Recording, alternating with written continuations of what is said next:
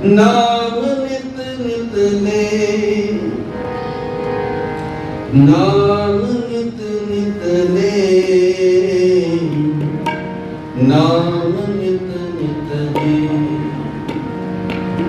नाम नित नित ले, नाम नित नित ले, नाम नित नित ले, नाम नित नित ले, नाम नित नित ले,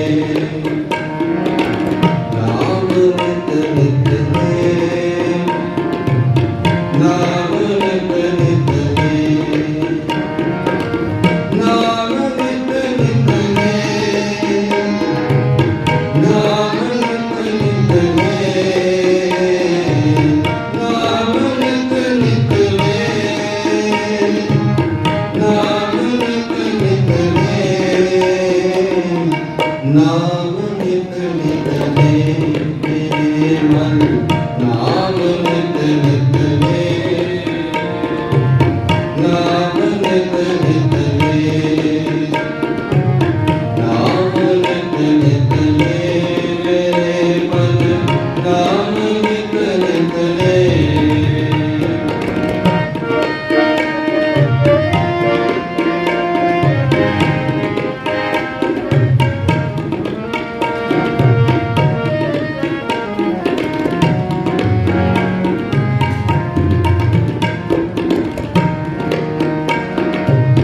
जलत नाही अगन सागर,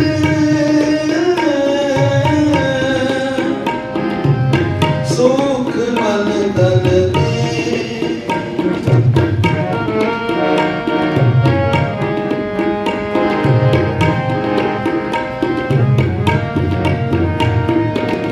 जलत नाही अगन सागर,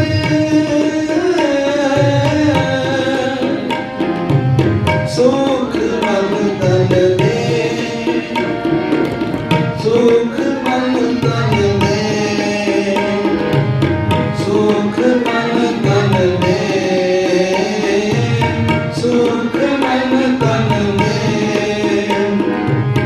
सुख मन तन दे,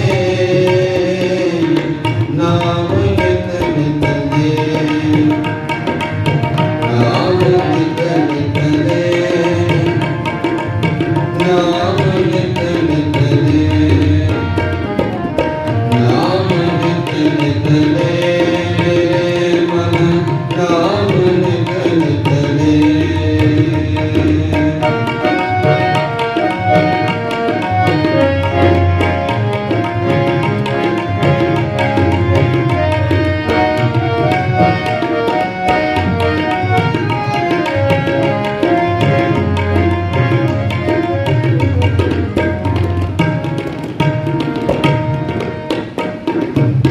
जिन्हीं नाम विसारिया से होत देखे,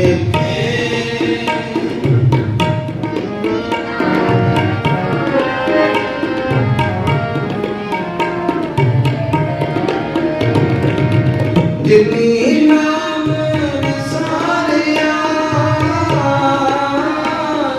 से होत देखे, उतर वितर विनाश बनता,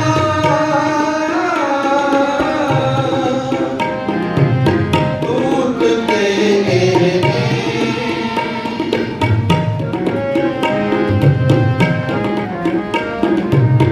उतर वितर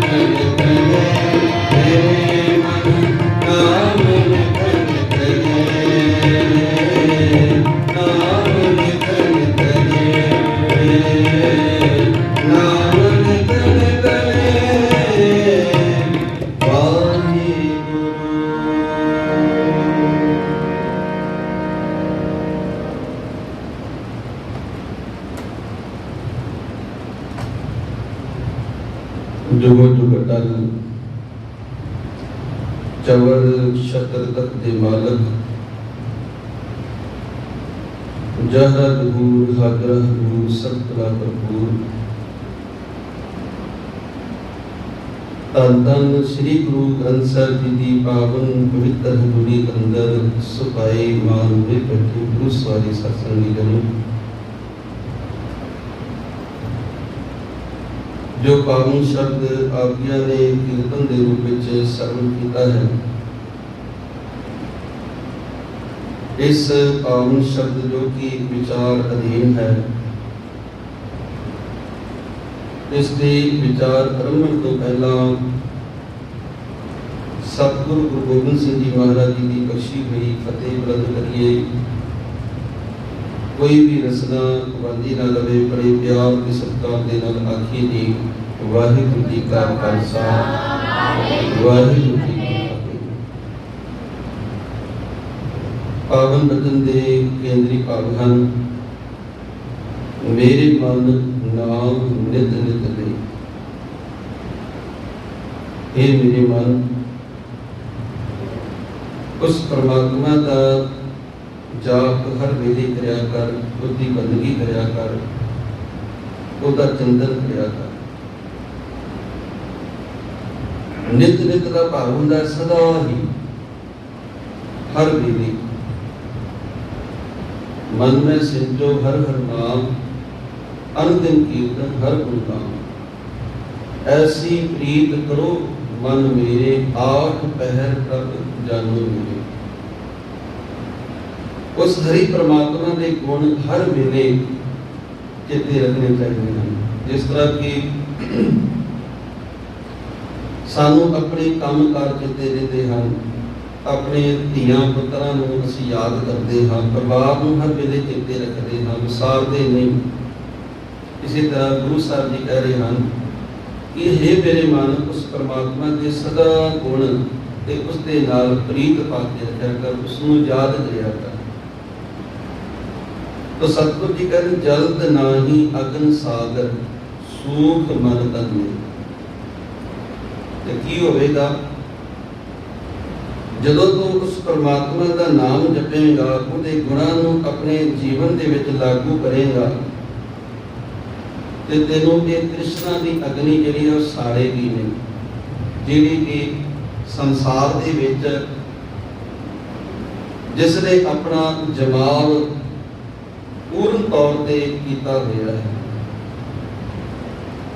जिस तृष्णा की अग्नि दे विच सारा संसार सड़ रहा है, बल रहा है, उस तृष्णा की अग्न तेनों जिहड़ी है हो नहीं सकेगी जे उस परमात्मा का नाम जपेगा। सतगुरु जी ने इसनों अग का समुंदर भी कहा है। यह संसार अग का समुंदर है, ते इसनों लोभ का समुंदर भी कहा है। इहदियां लहरां जिहड़ियां ने लोभ दियां हन, विकारां दियां हन। ऐसे समुंदर दे विच इह मनुखता जिहड़ी है वो पल कर रही है, यह मनुखता जी रही है। सतगुरु जी का पावन वचन आप जी ने सुनिया होगा, जिहदे विच सतगुरु जी कहते हैं अगन सागर बूढ़त संसारा, नानक बाह पकर सतगुर निस्तारा। तो सतगुरु जी कहते हैं जदों तू उस परमात्मा का नाम जपेगा, तेनों तृष्णा की अगन साड़ेगी नहीं, विकारां दीयां लहरां तेरा कुछ नहीं बिगाड़ सकेंगी। आवेगी, लोभ आएगा, आकर के तेरे उत्ते प्रभाव पाना चाहेगा, पर तू उस प्रभाव के हेठ नहीं आवेगा। इसनूं तेनों कोई कहेगा आओ आपां तो 2 नंबर का काम करिए, तो कहेगा मैं हाथ जोड़दा नहीं, मैं नहीं करना। ते नाल ही तू उसनूं भी कहेगा कि तू भी ना कर, मेरी सलाह ते ये है। क्योंकि ये लहर बड़ी भयानक है, इहदे विच बहुत कुछ तबाह होकर रह जाता है। जे इंसान विकार कमारिया, विकारां दे विच कई बारी इंसान नूं अपने परिवार दे नाल, अपने रिश्तेदारां दे विच भी जिहड़ा है कई बारी निमोना होना पैंदा है, उत्थे उहदी इज्जत पत भी जाती रहती है। जिस तरह कोई शराब का आदी होवे, ਤੇ ਉਹ ਆਪਣੇ ਕਿਤੇ ਵਾਂਢੇ ਚਲਾ ਜਾਵੇ, ਕਿਸੇ ਰਿਸ਼ਤੇਦਾਰ ਕੋਲ ਚਲਾ ਜਾਵੇ ਤੇ ਉਹ ਅੱਗੋਂ ਪ੍ਰਸ਼ਾਦਾ ਤਿਆਰ ਕਰ ਲੈਣ ਕਿ ਆਓ ਭਾਈ ਸਾਹਿਬ ਜੀ ਪ੍ਰਸ਼ਾਦਾ ਛਕੋ, ਤੇ ਉਹ ਕਹੇਗਾ ਮੈਨੂੰ ਭੁੱਖ ਨਹੀਂ ਹੈ, ਮੈਂ ਹੁਣੇ ਛਕ ਕੇ ਆਇਆ, ਭਾਵੇਂ ਉਹਨੂੰ ਭੁੱਖ ਹੋਵੇ, ਪਰ ਉਸ ਨੂੰ ਜਦੋਂ ਤੱਕ ਉਹ ਵਕਾਰ, ਉਹ ਸ਼ਰਾਬ ਜਦੋਂ ਤੱਕ ਅੰਦਰ ਨਹੀਂ ਜਾਏਗੀ ਤੇ ਉਸ ਨੂੰ ਚੰਗਾ ਨਹੀਂ ਲੱਗੇਗਾ। ਕਈਆਂ ਨੂੰ ਸ਼ਾਮ ਨੂੰ ਜ਼ਰੂਰ ਚਾਹੀਦੀ, ਉਹ ਕਹੇਗਾ ਕਿ ਮੈਂ ਜਦੋਂ ਤੱਕ ਨਹੀਂ ਪੀਵਾਂਗਾ ਤੇ ਮੈਨੂੰ ਭੁੱਖ ਨਹੀਂ ਲੱਗਣੀ, ਉਦੋਂ ਤੱਕ ਮੈਨੂੰ ਭੋਜਨ ਦਾ ਸਵਾਦ ਨਹੀਂ ਬਣਨਾ। ਤੇ ਉਹ ਕਹੇਗਾ ਕਿ ਮੈਂ ਇੱਥੇ ਨਾਲ ਚੰਗਾ ਹੈ, ਇੱਥੇ ਤੇ ਨਹੀਂ ਮਿਲ ਰਹੀ। ਪਤਨੀ ਨੂੰ ਪਤਾ ਹੈ ਵੀ ਸਵੇਰ ਦਾ ਇਸਨੇ ਕੁਝ ਨਹੀਂ ਛਕਿਆ, ਪਤਨੀ ਚੁੱਪ ਕਰਕੇ ਛਕ ਲਏਗੀ ਤੇ ਬੰਦਾ ਆਪਣੇ ਘਰ ਜਾ ਕੇ ਉਹ ਵਕਾਰ ਕਮਾ ਕੇ ਫਿਰ ਪ੍ਰਸ਼ਾਦਾ ਛਕੇਗਾ। ਭਾਵੇਂ ਉੱਥੇ ਪਨੀਰ ਦੀ ਸਬਜ਼ੀ ਬਣੀ ਹੋਵੇ, ਕੋਈ ਚੰਗੀ ਸਬਜ਼ੀ ਬਣੀ ਹੋਵੇ, ਉਹ ਵੀ ਛੱਡ ਆਵੇਗਾ।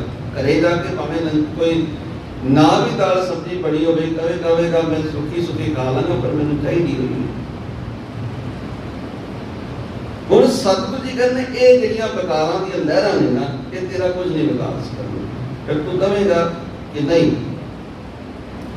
ਕਿ ਇਸ ਵਿਕਾਰ ਦੀ ਲਹਿਰ ਦਾ ਮੇਰੇ ਤੇ ਕੋਈ ਪ੍ਰਭਾਵ ਨਹੀਂ, ਪ੍ਰਭਾਵ ਬੋਲੇਗਾ ਹੀ ਨਹੀਂ। ਤੇ ਕਈ ਵਾਰੀ ਇਸ ਵਿਕਾਰ ਦੇ ਪਿੱਛੇ ਇਨਸਾਨ ਨੂੰ ਹਰ ਜਗ੍ਹਾ ਤੇ ਨਿਮੋਣਾ ਹੋਣਾ ਪੈਂਦਾ ਹੈ, ਨੀਵਾਂ ਹੋਣਾ ਪੈਂਦਾ ਹੈ।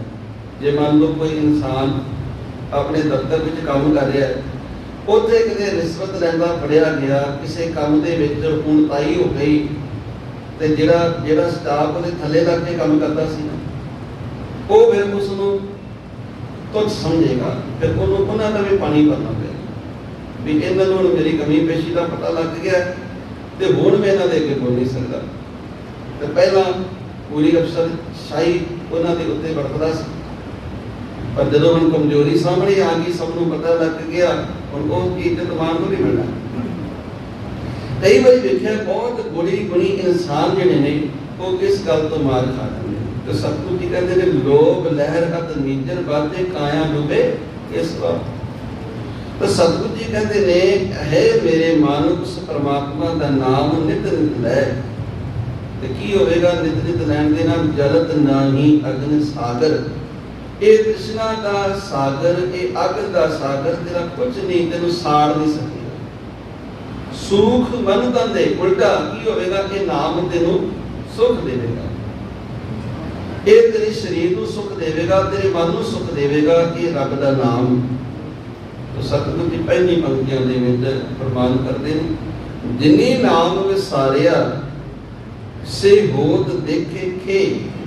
जिन्होंने हरि परमात्मा के नाम को विसार दिता। एक पासे सतगुरु जी कह रहे हैं कि उस परमात्मा का नाम सदा जपिया कर ते तैनूं तृष्णा की अग्नि साड़ नहीं सकेगी।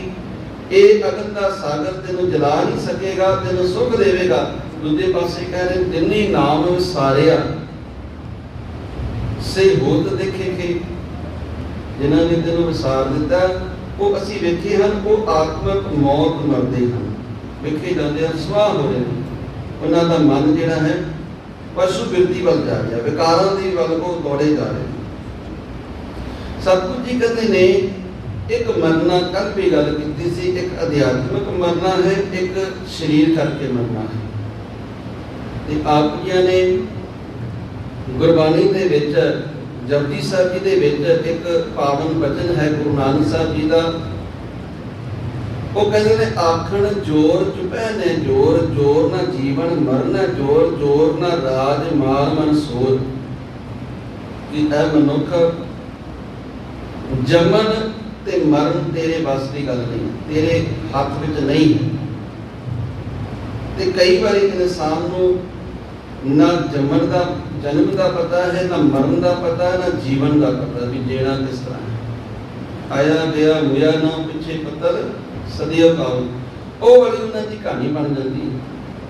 तो सतगुरु जी कहते ने ना जीवन का पता है, ना मरण का पता है, ना जिहड़ा है मौत का पता है, ना कोई जीवन का पता है, ना जम्मन का पता है। ना इहदे हथ विच जम्मन है, ना मरण है, और कईयां नूं ते जिहड़ा है जीवन का पता भी नहीं। पर सतगुरु जी कहते नहीं, उस अकाल पुरख वाहिगुरू ने दो चीज़ां अपने हथ में रखियां ने ते तीजी जिहड़ी गल है वो तेरे हथ वस है। एक दा तू हकदार है ते दो दा को परमात्मा हकदार है। और जिहड़ा जमना है वो परमात्मा के हथ वस है ते मरना भी उस परमात्मा के हथ वस है। जिस तरह आपां कोई मकान बनाना होवे ते आपां मकान बनान लगे थोड़ी पुछते हैं भी ए मकान तेनों असीं बनाने लगे हाँ तो बनना चाहुंदा है कि नहीं बनना चाहुंदा। ते जे आपां उस मकान नूं ढाउणा होवे ते आपां कदे नहीं पुछते ए मकान तेनों असीं बनाया ते बड़े रीझ दे नाल सी अज असीं ढाउण लगे हाँ कि ढा दईए कि किवें करीए। उसने ना कोई जवाब नहीं देना क्योंकि उहदे हथ वस कोई नहीं, ये साडे हथ वस है। उस परमात्मा ने जिस तरह की गन्ने नूं पैदा किया है ते इंसान के हाथ में है उस गन्ने की शराब बना लवे, उसका गुड़ बना लवे, उसकी शुगर बना लवे। हुण परमात्मा ने अंगूर पैदा किए, ओदी हुण अंगूरी कोई शराब बना लवे, ओदी कोई ग्लूकोज बना लवे, ओदियां कोई दवाइयां बना लवे, इत्ते मनुख के हथ वस है। तो सतगुरु जी कहते ने जमन जिहड़ा है उस परमात्मा के हथ वस है ते मरण जिहड़ा है वो भी उस परमात्मा के हथ विच है। पर एक चीज तेरे हाथ में है वो है जीवना तू किस तरह है, चंगा करके जीवना है कि माड़ा करके जीवना है। एक किस्से प्रथाए एक कथा आउंदी है कि इस्लामी धर्म दे विच हजरत मुहम्मद साहब होए ने ते बहुत बड़े पैगंबर होए ने। अज भी उन्हां दे मनन वाले उन्हां दे पैरोकार बहुत हैं। इस्लामी दुनिया के बहुत जिहड़ा बड़ी बड़ी बड़ी कंट्रियां हैं। उन्हां दे दो खलीफे जिहड़े बड़े मशहूर होए, एक हजरत उमर ते एक हजरत अली। ते ये आपस में इस तरह विचार कर रहे सन ते हजरत अली ने एक दिन हजरत मुहम्मद साहब जिहड़े उन्हां दे बड़े सन, सीनियर सन, उन्होंने एक गल पूछ ली कि हजरत साहब एक गल दसो, तुसीं कहंदे सारा कुछ खुदा करता है कि मैं भी कुछ करता हाँ कि सारा कुछ खुदा ही करता है।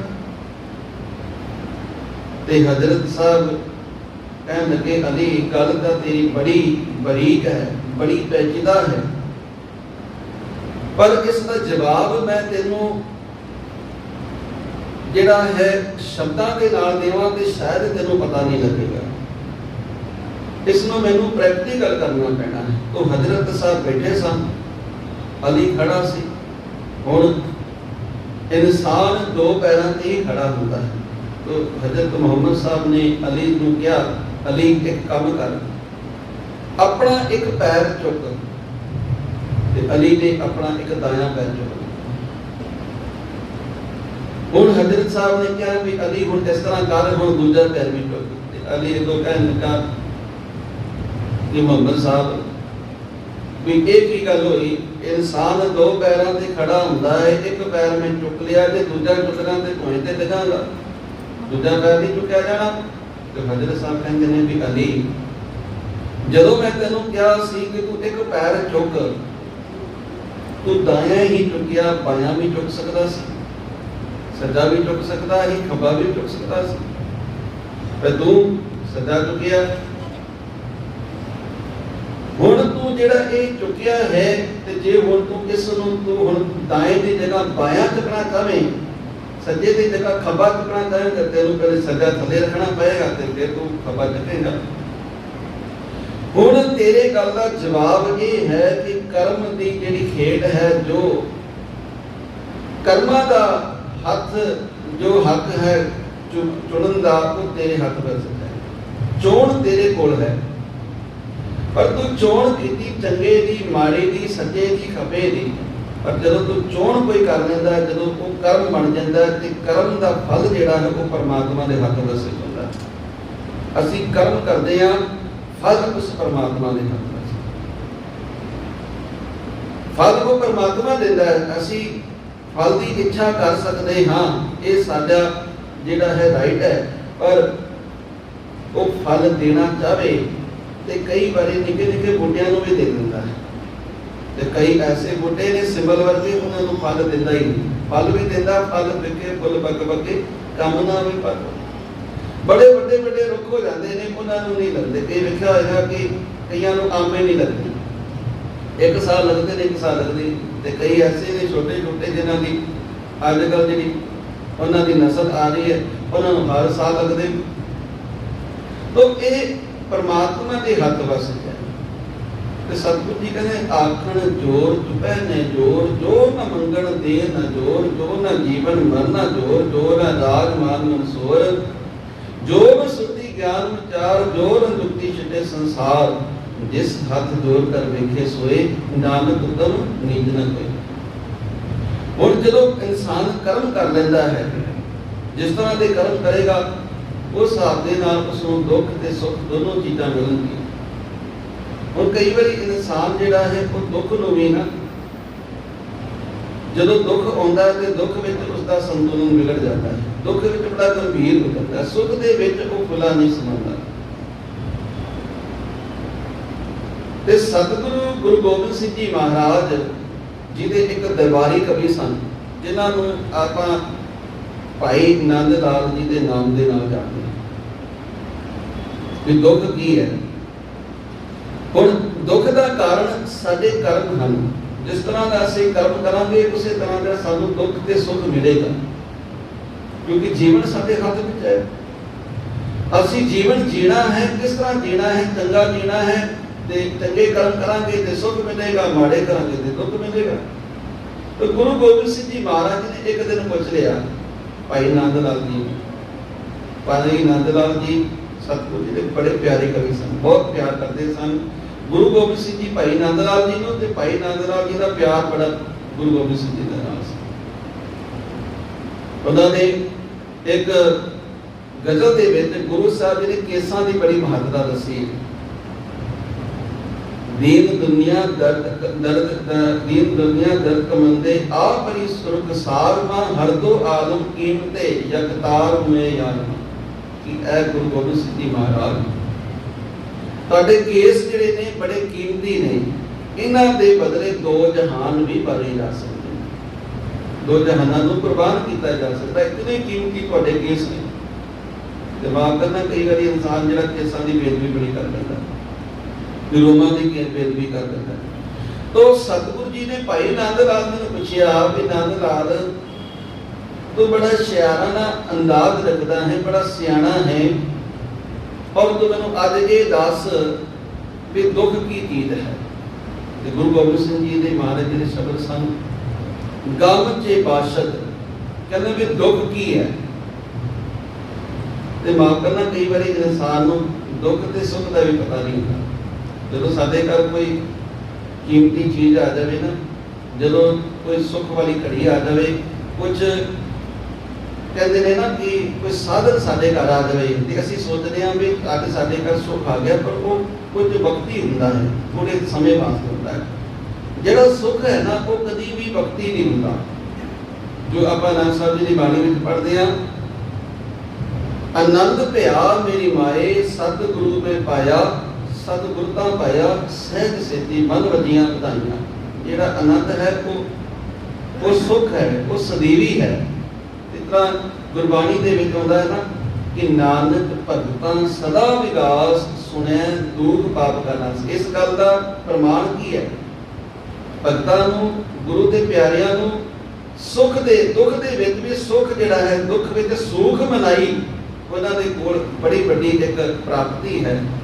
ਇੱਕ ਉਹਨਾਂ ਦੇ ਕੋਲ ਬਹੁਤ ਵੱਡਾ ਇੱਕ ਫਾਰਮੂਲਾ ਹੈ ਕਿ ਉਹ ਦੁੱਖ ਨੂੰ ਵੀ ਸੁੱਖ ਬਣਾ ਦਿੰਦੇ ਨੇ। ਇੱਕ 에ਅਰ ਕੰਡੀਸ਼ਨ ਦੇ ਵਿੱਚ ਬੈਠਾ ਹੋਇਆ ਬੰਦਾ ਸੜ ਭੁੱਜ ਰਿਹਾ ਹੈ, ਫੋਨ ਤੇ ਲੱਗਾ ਹੈ, ਗੱਲਾਂ ਕਰ ਰਿਹਾ ਹੈ, ਕਿਸੇ ਨੂੰ ਕੁਝ ਕਹਿ ਰਿਹਾ, ਕਿਸੇ ਨੂੰ ਕੁਝ ਕਹਿ ਰਿਹਾ, ਤੇ ਉਸ 에ਅਰ ਕੰਡੀਸ਼ਨ ਦੇ ਵਿੱਚ ਏਸੀ ਦੇ ਵਿੱਚ ਬੈਠਾ ਹੋਇਆ ਵੀ ਤਪਿਆ ਹੋਇਆ। ਤੇ ਦੂਜੇ ਪਾਸੇ ਗੁਰੂ ਅਰਜਨ ਦੇਵ ਜੀ ਮਹਾਰਾਜ ਤਪਤੀ ਤਵੀ ਹੈ, ਭੜਵੰਜਾ ਜਿਹੜਾ ਹੈ ਉਹ ਸਿਰ ਦੇ ਉੱਤੇ ਗਰਮ ਰੇਤਾ ਪਾ ਰਿਹਾ। ਤੇ ਜੇਠ ਦਾ ਮਹੀਨਾ ਹੈ ਜਿਹੜਾ ਕਿ ਬੜਾ ਗਰਮ ਹੁੰਦਾ ਹੈ। ਉਸ ਜੇਠ ਦੇ ਮਹੀਨੇ ਦੇ ਵਿੱਚ ਤਤੀ ਤਵੀ ਹੈ, ਸਿਰ ਦੇ ਉੱਤੇ ਰੇਤਾ ਹੈ, ਔਰ ਸਤਿਗੁਰੂ ਜੀ ਦੇ ਉੱਪਰ ਰੇਤਾ ਪਾਇਆ ਜਾ ਰਿਹਾ ਤੇ ਸਤਿਗੁਰੂ ਜੀ ਤਤੀ ਤਵੀ ਦੇ ਬੈਠੇ ਹੋਏ।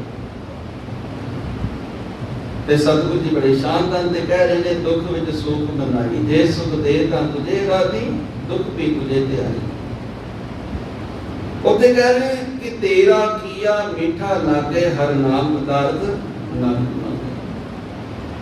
ਹੁਣ ਇੱਕ ਪਾਸੇ ਭਾਈ ਮਤੀ ਦਾਸ ਜੀ ਨੂੰ ਆਰੇ ਦੇ ਨਾਲ ਚੀਰਿਆ ਜਾ ਰਿਹਾ, ਉੱਥੇ ਉਹ ਫਿਰ ਵੀ ਉਸ ਪਰਮਾਤਮਾ ਦੀ ਬਾਣੀ ਦੇ ਨਾਲ, ਜਪਜੀ ਸਾਹਿਬ ਜੀ ਦੀ ਬਾਣੀ ਦੇ ਨਾਲ, ਜਿਨੀ ਨਾਮ ਧਿਆਇਆ ਗਏ ਮੁਸਕਤ ਕਾਲ, ਨਾਨਕ ਦੇ ਰੂਪ ਲੈ ਕੇ।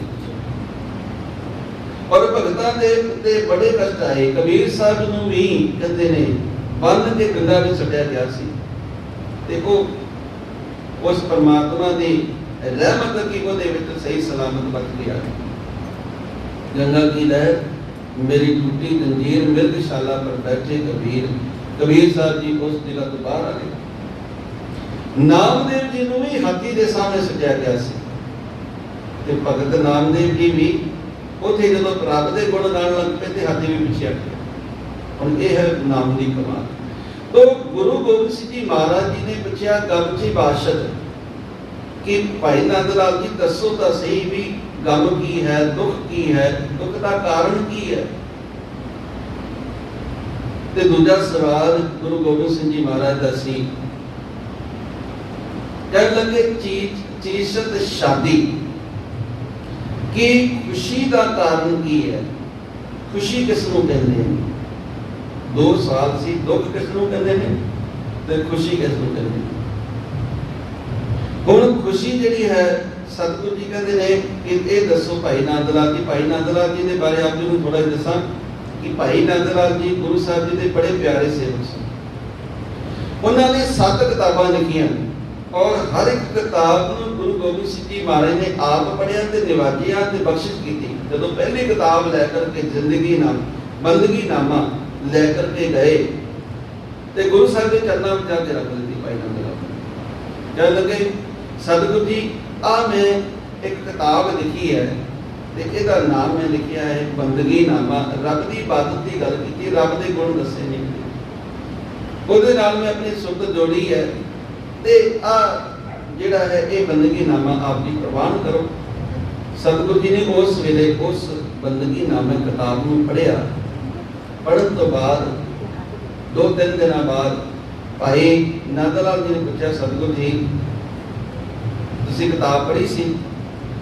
ਤੇ ਸਤਿਗੁਰੂ ਜੀ ਕਹਿੰਦੇ ਨੇ, ਹਾਂ ਨੰਦ ਲਾਲ ਜੀ ਮੈਂ ਹਲੇ ਪੜ੍ਹੀ ਹੈ ਤੇ ਹਲੇ ਪੂਰੀ ਚੰਗੀ ਤਰ੍ਹਾਂ ਨਹੀਂ ਪੜ੍ਹ ਪਾਇਆ, ਕੁਝ ਕੁ ਹਲੇ ਉਹਦੇ ਪੰਨੇ ਵਰਗੇ ਪੜ੍ਹੇ ਨੇ। ਤੇ ਕਹਿਣ ਲੱਗੇ, ਸਤਿਗੁਰੂ ਜੀ ਕਿਸ ਤਰ੍ਹਾਂ ਲੱਗਿਆ ਤੁਹਾਨੂੰ? ਤੇ ਗੁਰੂ ਗੋਬਿੰਦ ਸਿੰਘ ਜੀ ਮਹਾਰਾਜ ਕਿਰਪਾ ਕਰਨ ਲੱਗੇ, ਕਹਿਣ ਲੱਗੇ, ਭਾਈ ਨੰਦ ਲਾਲ ਫਿਰ ਤੂੰ ਬੰਦਗੀ ਨਾਮਾ ਤੇ ਲਿਖਿਆ ਹੈ, ਸਿਰਲੇਖ ਤੇ ਬੜਾ ਸੋਹਣਾ ਹੈ ਬੰਦਗੀ ਨਾਮਾ, ਪਰ ਮੈਨੂੰ ਇੰਜ ਲੱਗਦਾ ਹੈ ਕਿ ਜੇ ਇਸ ਤੇਰੀ ਕਿਤਾਬ ਨੂੰ ਕੋਈ ਜਣਾ ਪੜ੍ਹ ਲਵੇ ਨਾ ਤੇ ਉਹਨੂੰ ਜ਼ਿੰਦਗੀ ਜੀਵਨ ਦਾ ਜਾਚ ਆ ਜਾਵੇ, ਉਹਨੂੰ ਜ਼ਿੰਦਗੀ ਮਿਲ ਜਾਵੇ। ਅਸਲ ਵਿੱਚ ਇਹ ਬੰਦਗੀ ਨਾਮਾ ਨਹੀਂ, ਇਹ ਜ਼ਿੰਦਗੀ ਨਾਮਾ ਹੈ। ਤੇ ਸਤਿਗੁਰੂ ਜੀ ਦਾ ਉਹ ਜਿਹੜਾ ਨਾਮ ਦਿੱਤਾ ਹੋਇਆ ਅੱਜ ਵੀ ਭਾਈ ਨੰਦ ਲਾਲ ਦੀ ਕਿਤਾਬ ਜਿਹੜੀ ਹੈ ਉਹ ਜ਼ਿੰਦਗੀ ਨਾਮਾ ਦੇ ਨਾਮ। ਤੋ ਗੁਰੂ ਗੋਬਿੰਦ ਸਿੰਘ ਜੀ ਮਹਾਰਾਜ ਪੁੱਛਦੇ ਨੇ ਕਿ ਭਾਈ ਨੰਦ ਲਾਲ ਤੂੰ ਦੱਸ ਕਿ ਗਮਚੀ ਬਾਸ਼ਦ ਤੇ ਦੂਸਰਾ ਚੀਸ਼ਤ ਸ਼ਾਦੀ। ਇਹ ਭਾਈ ਨੰਦ ਲਾਲ ਜੀ ਨੇ ਉਸ ਵੇਲੇ ਆਖਿਆ ਕਿ ਜਿਹੜਾ ਇਸ ਦੁੱਖ ਦਾ ਕਾਰਨ ਹੈ ਉਹ ਹੈ ਰੱਬ ਨੂੰ ਭੁੱਲ ਜਾਣਾ। ਜਦੋਂ ਇਨਸਾਨ ਉਸ ਰੱਬ ਨੂੰ ਭੁੱਲ ਜਾਂਦਾ, ਗਫਲਤ ਦੀ ਨੀਂਦ ਵਿੱਚ ਸੋ ਜਾਂਦਾ ਹੈ, ਕਹਿੰਦੇ ਨੇ ਗਫਲਤ ਯਾਦੇ ਅਜ਼ ਖੁਦਾ। ਜਦੋਂ ਉਸ ਰੱਬ ਦੀ ਖੁਦਾ ਦੀ ਇਬਾਦਤ ਇਨਸਾਨ ਭੁੱਲ ਜਾਵੇ, ਗੁਰੂ ਅਰਜਨ ਦੇਵ ਜੀ ਮਹਾਰਾਜ ਨੇ ਲਿਖਿਆ ਨਾ, ਪਰਮੇਸ਼ਰ ਤੇ ਭੁੱਲਿਆ ਵਿਆਪਨ ਸਭੇ ਰੋਗ। ਜਦੋਂ ਇਨਸਾਨ ਪਰਮੇਸ਼ਰ ਨੂੰ ਭੁੱਲ ਜਾਂਦਾ ਹੈ ਤੇ ਸਾਰੇ ਲੋਕ, ਸਾਰੇ ਦੁੱਖ ਜਿਹੜੇ ਹਨ ਪੈਦਾ ਹੋ ਜਾਂਦੇ ਨੇ। ਸਤਿਗੁਰੂ ਜੀ ਕਹਿੰਦੇ ਨੇ ਕਿ ਗਫਲਤ ਅਜ਼ ਯਾਦੇ ਖੁਦਾ। ਭਾਈ ਨੰਦ ਲਾਲ ਜੀ ਨੇ ਬੜਾ ਸੋਹਣਾ ਜਵਾਬ ਦਿੱਤਾ ਕਿ ਤੇ ਦੁੱਖ ਦਾ ਕਾਰਨ ਇਹ ਜਦੋਂ ਅਸੀਂ ਉਸ ਦੀ ਯਾਦ ਨੂੰ ਭੁੱਲ ਜਾਂਦੇ ਹਾਂ। ਹੁਣ ਅਸੀਂ ਆਪਣੇ ਉਹਨਾਂ ਦਾ ਮਨ ਦੇ ਵਿੱਚ ਧਰਤੀ ਮਾਰ ਕੇ ਵੇਖੀਏ, ਕਿਸੇ ਪੁੱਤਰ ਦੀ ਚੰਗੀ ਨੌਕਰੀ ਲੱਗ ਗਈ ਤੇ ਰੱਬ ਭੁੱਲ ਗਿਆ, ਕੋਈ ਚੰਗਾ ਘਰ ਮਿਲ ਗਿਆ ਤੇ ਰੱਬ ਭੁੱਲ ਗਿਆ, ਕੋਈ ਅਹੁਦਾ ਚੰਗਾ ਮਿਲ ਗਿਆ ਤੇ ਰੱਬ ਭੁੱਲ ਗਿਆ। ਭੁੱਲ ਜਾਂਦੇ ਹਾਂ, ਸੰਸਾਰੀ ਹਾਂ। ਉਹਨਾਂ ਤੇ ਇਹ ਚਾਹੀਦਾ ਸੀ ਕਿ ਰੱਬ ਚੇਤੇ ਰਹਿੰਦਾ। ਕਹਿੰਦੇ ਨੇ हैदराबाद के निजाम ने महाराज रणजीत सिंह जी को एक चाननी दी सी, जो अज भी शायद उत्थे है। वो चाननी महाराज रणजीत सिंह जी के दरबार के विच उन्हें भेटा की ते वो चाननी महाराज रणजीत सिंह के सिंघासन से लाई गई। ते सब जो महाराज रणजीत सिंह जी आए, उन्होंने दूरों देखा भी चाननी बड़ी खूबसूरत है। उन्होंने अपने एक एहलकार को बुलाया, मंदिर में पूछा भी किसने दी, कहते निजाम हैदराबादिया ने, उन्होंने ये भेटा की है। हीरे जवाहरात अज उसकी कीमत करोड़ों रुपए की, जड़े हुए सन बड़ी कीमती सी। महाराज रणजीत सिंह जी को उस वेले गुरु रामदास जी के का स्वरूप चेते आ गया, उसका घर चेते आ गया। कह लगे नहीं, ये इतनी कीमती इतनी सोहनी जी है मेरे सिर ते नहीं, ये गुरु रामदास जी के सिर के ऊपर उन्होंने सीस के उत्ते सोहनी लगती है, मेरे सिर ते नहीं। ये सी उस सिख का हिरदा जिहड़ा चाहुंदा सी कि जिहड़ी चंगी तो चंगी चीज है वो मेरे गुरु के सिर के उत्ते होवे, वो मेरे गुरु घर दे विच होवे। अज भी अपने जिहड़े सिख ने वो चाहुंदे ने कि साडा गुरु घर बड़ा सोहना होवे, ਇਹਦੇ ਵਿੱਚ ਕਿਸੇ ਗੱਲ ਦੀ कमी ना होवे, चंगा कलीन होवे और हर चीज गुरुद्वारे ਦੇ ਵਿੱਚ ਹੋਵੇ, कोई किसी गल ਦੀ ऊणताई ना होवे। और सब जने इस पासे साडी बहुत सोहनी सोच है, पर नाल नाल एक सोच होर भी होनी चाहिए। ਉਹ ਇਹ है कि ਅਸੀਂ जिस गुरुद्वारे ਨੂੰ बना के बैठे ਉਹਦੇ ਵਿੱਚ शिक्षा ਦਾ प्रचार कितना को वधिया है, साडा प्रचारक कितना वधिया है, साडा जेड़ा मैनेजमेंट ढांचा कितना वधिया है। कोई ये ना कहे कि तुहाडा जेड़ा जो तुहाडे सिख धर्म की शिक्षा देने वाला ही जेड़ा है नंगे पैरे तुरिया फिरदा सी, उहदे कोल कपड़े तंगे नहीं सन। जदों असीं इस पासे भी ध्यान देवांगे, कोई चंगे उन्हां नूं सहूलतां देवांगे, ते फिर जेड़ा ये प्रचार प्रसार है ये होर बढ़ेगा। क्योंकि केवल ता केवल जेड़ा है सोहना गुरुद्वारा बना करके ही असी संगत नूं गुरु साहब जी के संदेश नाल नहीं जुड़ सकते, जदों तक चंगी विचार नहीं रहे। तो महाराज रणजीत सिंह जी ने उस वेले आख्या कि ये चाननी जिहड़ी है वो गुरु साहब जी के दरबार में भेटा कर दी जाए। रब चित्ते आ गया, गुरु चित्ते आ गया। हुण सतगुरु जी ने पूछा सी भाई नंद लाल जी नूं कि दुख का कारण की है, ते वो कहते ने जदों रब भुल जावे, जदों गफलत अज यादे खुदा, जदों रब भुल जावे उदों समझ लेना दुख खलो दिंदे ने, उदों दुख इंसान दे कोल आ जांदे ने। ते दूजा पूछा सी तीसर शादी भी खुशी किस नूं कहंदे ने, ते वो कहंदे ने यादे बेमुंतहा। कहन लगे जदों असीं उस परमात्मा नूं याद करते हाँ तो समझ लेना वो खुशी है। जदों असीं गुरु साहब जी के चरणों में बैठ करके सत्संगत रूप में बैठ करके गुरु नूं समर्पित होकर के जदों असीं गुरु के चरणों में ध्यान करते हाँ तो समझ लेना वो स्थान जिहड़ा है वो सुहावना हो जाता है। जिस तरह आप पढ़ते हैं सात धरती पई हरियावली जिथे मेरा सतगुरु बैठा है। हुण ये सतगुरु ते कदी कदी किसी के घर जाता, पर विचार असी अपने घर में लैके जावांगे वो धरती आ हिरदा रूपी धरती सुहावनी हो जाएगी। इस जगह के उत्ते इस हिरदे दे विच जे रब दी गुरु दी शिक्षा इहदे विच आकर के बैठ गई ते हिरदा पवित्र हो जाए। इस धरती की भी गल की है, शांत धरती पई हरियावली जिथे मेरा सतगुरु बैठा आए। जिस तरह पढ़े आप पढ़ते गुरु अमरदास जी महाराज का पावन शब्द है, सतगुरु मेरा सदा है ना। कहने लगे सतगुरु मेरा सदा है, दिसे शब्द कमाए। कहने लगे वो जदों दिसता है तो शब्द को कमा करके दिसता है, कुंज नहीं दिसता। वो कहता है असी गुरु साहब को वेख रहे हैं, गुरु साहब जी की पंक्ति है, सतगुरु देखदा जेता जगत संसार जिथे मुक्तना हो गई जिथे शब्द न करे विचार। सतगुरु मेरा सदा है, दिसे शब्द कमाए, ओ अहानी कदे नाए ना आवे ना जाए। ओ अहानी कभी खत्म नहीं होता, वो ना आवे ना जाए। ते वो सतगुरु परमात्मा जिहड़ा है जदों उसकी विचार हिरदे घर विच बैठ जाएगी, सतगुरु जी कहते सां धरती पई हरियावली जिथे मेरा सतगुर बैठा आए, से जंत भये हरियावले। जिन्हीं मेरा सतगुर देखा जाए, जिन्होंने गुरु नूं वेख लिया है, वेखना की है, उसके विचारों को अमल के विच ले आंदा है, जिसने गुरु की साहब की शिक्षा नूं अपने जीवन के विच लागू कर लिया है, वो दिन उसका जीवन सफल हो जाता है। ते सतगुरु जी कहते जिन्हें नाम विसारिया, से बोध देखे थे, पुत्र मित्र बिलास बंदा टूटते ए ने, ये नित नित टुटते ने, क्योंकि ये पुत्र मित्र का जेड़ा प्यार है, एक कभी टुट गया, कभी बन गया, पर परमात्मा के नाम का जेड़ा प्यार है कभी टुटता नहीं। अखीर में सतगुरु जी कह रहे हैं, बिरख छाया जैसे बिनसत पवन झूलत में। जिस तरह जो बिरख की छाया धुप जो लगती है, सूरज जो वो उपर होंदा है, पृथ्वी घूमती है तो छाया अगे पिछे चली जाती है। इसी तरह जो पवन चलती है तो बदल जोड़े ने अगे पिछे हो जाते हैं। अगे सतगुरु जी कह रहे हैं, हर भगत तेरे मिल साध नानक तेरे काम आवत ए। इस करके उस परमात्मा का नाम जप। ये जो हिजोले हैं, ये विकार जोड़े हैं, ये बदलों की न्यायी हैं, ये धुप छां वर्गे हैं, इन्हां दे जोड़े हैं, इन्हां दे पिछे लग करके अपनी जिंदगी का सरमाया खत्म ना कर, उस परमात्मा के नाम को जप ते उस परमात्मा के दरबार के विच सखरू हो। आओ इतनियां बेनतियां प्रवान करनियां, बड़े प्यार की सत्कार दे नाल शब्द दियां आखिरलियां जिहड़ियां पंक्तियां ने पढ़ के फिर समाप्ति है। नाम नित नित में